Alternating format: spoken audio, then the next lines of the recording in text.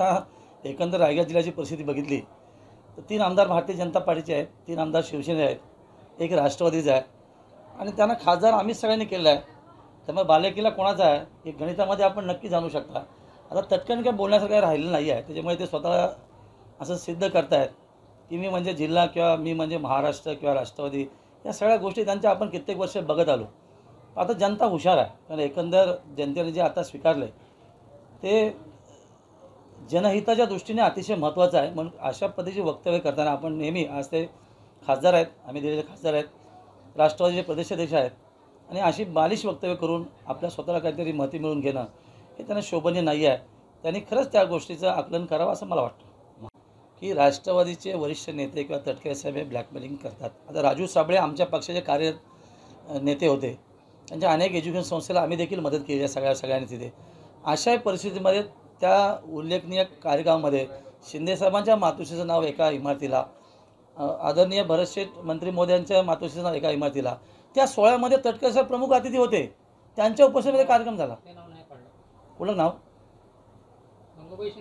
आता ते काढलं ना नाव, आम्ही पत्र देऊन टाकलं, आम्ही पत्र दिलं. जर भरतशेठच्या मातोश्रीचं नाव गेलं असेल तेही काढा, म्हणजे ते नाव कमी केलं.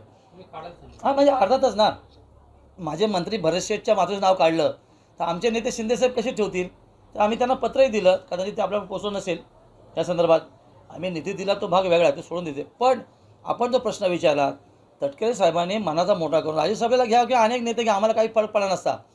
पण कोणाच्या आईचं नाव अवमानजनक पद्धतीने काढणं हे वरिष्ठ ज्यांनी कित्येक वर्ष राजकारणामध्ये घालवलीत किंवा पिढ्या दर पिढ्या ज्यांनी बरबादीवर घालवल्या किंवा अनेक नेत्यांना फसवलं आहे, अशा नेत्यांनी पुन्हा त्याची नियती दाखवली की शिंदेसाहेब आमचे नेते आहेत, महाराष्ट्र राज्य उपमुख्यमंत्री आहेत, त्यांच्या उपस्थितीमध्ये कार्यक्रम, भरतशेठ मंत्री त्यांच्या उपस्थितीत कार्यक्रम, अशा कार्यक्रमामध्ये त्यांच्या मातोश्रीचं नाव तिथून हे करून राजू शेठला पक्षात घेऊन हे वेगळा पवित्रा निर्माण करणं हे शोभनीय, ही जिल्ह्यामध्ये कोणालाही मान्य असणारी गोष्ट नाही.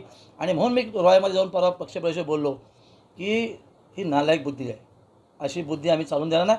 आत्तापर्यंत ज्यांनी सहन केलं, याच्यापुढे रायगडमध्ये अशा पद्धतीचं वर्तन आम्ही कधीही सहन करणार नाही.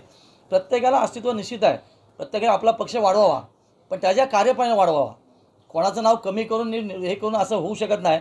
आणि म्हणून मी सांगितलं की मगाशी तुम्ही सांगितलं नीच बुद्धी तर नीचच बुद्धी तर असं आहे की आम्ही नेहमीच सांगतो, तटकरे साहेब वरिष्ठ आहेत, ज्येष्ठ आहेत, आदरणीय नाहीत, आम्ही त्याच्याविषयी चुकीचं म्हणत नाही, पण त्यांचं जे करणारं कृत्य आहे हे लोकांना भावणारं नाही आहे. नेहमी तोच प्रयोग चालत नाही राजकारणामध्ये. कधीतरी त्याने आत्मपरीक्षण करावं ना की आपण कुठल्या स्टेजला आणि काय आपण बोलतो, सगळं आपल्याकडे पाहिजे असं होणार नाही. कधीतरी मोठं मन करायला पाहिजे. आज ते एका पक्षाचे अध्यक्ष आहेत राष्ट्रवादीचे, त्यांनी तोही विचार करायला पाहिजे. आणि म्हणून महायुती महाआघाडी जरी असली तरी माझ्या पक्षाची शिवसेनेची ताकद जिल्ह्यामध्ये सर्वाधिक जास्त असल्यामुळे, आणि इतर आता आज जे महाआघाडीमध्ये जे पक्ष आहेत त्यांच्यामध्ये काय स्पर्धा असं वाटत नाही. म्हणजे आपण जर एकंदर कॅल्क्युलेशन केलं तर उभाटाची आजची जी अवस्था आहे किंवा काँग्रेसची जी आत्ता दयनीय अवस्था आहे, शेका पक्षाचा अस्तित्व नाही आहे. त्याच्यामुळे ते जे एकत्र येण्याचा संबंध येणारच नाही आहेत, कारण प्रत्येकजण आपापल्या भूमिकेमध्ये आहेत. त्याच्यामुळे येणाऱ्या स्वायत्त निवडणुकीमध्ये ज्या पद्धतीने वातावरण निर्माण होईल त्याचं आकलन करताना आम्ही सेफ झोनमध्ये आहोत. आज महाआघाडी आणि महायुती आहे, पण महाआघाडीमध्ये जे घटक पक्ष आहेत ते आजही एकेबरोबर नाही आहेत, आणि प्रत्येकाचं ॲम्बिशन, इच्छाशक्ती खूप वेगळी आहे. आणि आम्ही महायुतीचे 3 पक्ष आहोत. मला असं वाटतं भारतीय जनता पार्टी आमची पारंपरिक युती आहे ती अबाधित राहील. राष्ट्रवादी ही बॅकडोर एंट्रीने आमच्याकडे आलेली आहे, आणि त्यांनी एकंदर जिल्ह्यामध्ये आज राजकीयदृष्ट्या जे काही प्रकार घडवले आहेत ते लोकांना अमान्य आहेत. आणि म्हणून मी परवाच्या मीटिंगमध्ये सांगितलं की पालकमंत्र्यात तिढा आहे. खरं तर मोठं मन करून तटकरे साहेबांनी सोडायला पाहिजे. नेहमीच आपल्याच घरात पाहिजे, आपल्याच मुलीला पाहिजे, आपल्याच पाहिजे. आता हे बदलायला पाहिजे, कारण भरतशेठच्या रूपाने विधानसभेला जनाधार भरतशेठना दिला आणि तो लोकांनी बघितला. तेही 4थ्यांदा आमदार आहेत, त्याच्यामुळे त्यांना मंत्री केल्यानंतर त्यांना पालकमंत्री करणं ही काळाची गरज होती. पण त्यालाही त्यांनी हट्टवाद केला.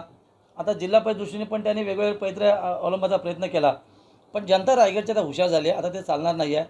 त्या वेळचं ते वातावरण होतं.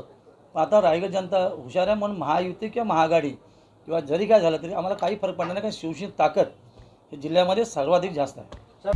आता isakal.com आहे देशातील नंबर 1 ची मराठी न्यूज वेबसाईट. प्रत्येक अपडेटसाठी isakal.com ला नक्की भेट द्या.